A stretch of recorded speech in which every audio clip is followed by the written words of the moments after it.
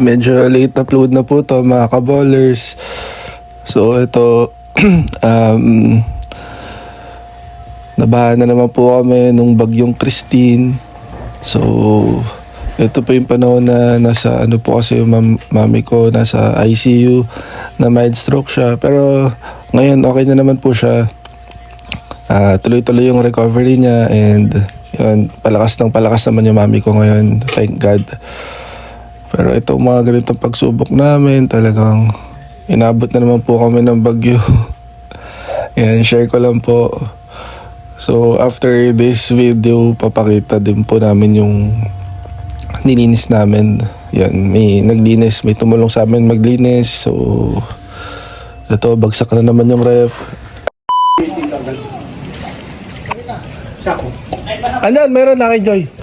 Ay, siguro lang yan. Team? Oo. Lab. Ito yung katas ng bagyong Christine. Ano nangyari? Sabi ko sa'yo, bill tayo sa ako, Lab. Meron naman, may... Okay na ba? Okay na daw yun? Tambak ko lang dyan. Tambak-tambak lang muna dito. Tuwing ano naman, kinukuha yung ano dito, tuwing Sabado, tuwing Wednesday, tsaka ayan, nilinis na yung loob, oh. Ay, galing naman.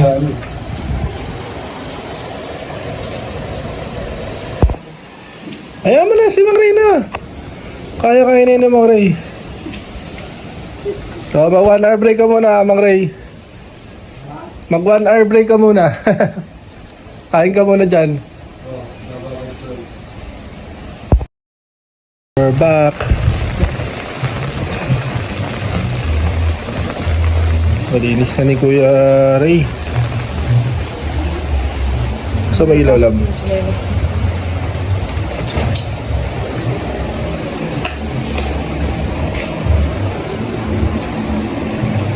Malinis na ni Mang Ray. Oh.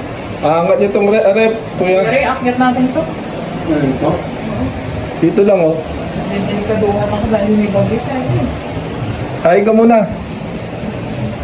Dapat magawa ng paraan yung gutter mo. Nabubulok yun. Ang lalambot yung yero nila Oo. dito. Hindi parang ito na. Hindi matigas na ano yung quality.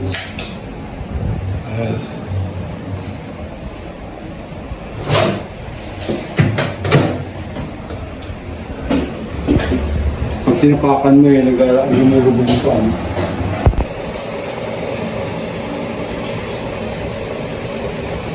Yung basahan kasi.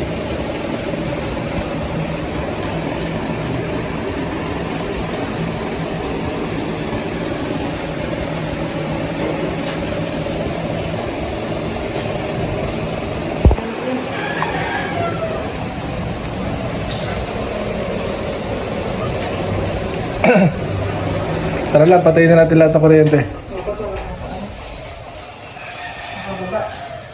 Inakat na rin namin tong ano, sopa. Okay.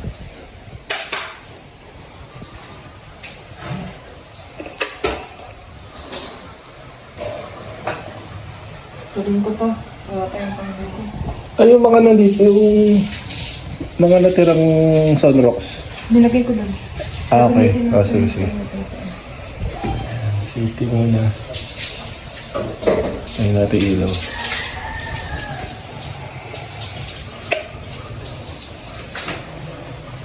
Baka may kuryente sa taas na naka-on. Papatayin naman natin yung switch. Alam mo pag dito ka nakatira,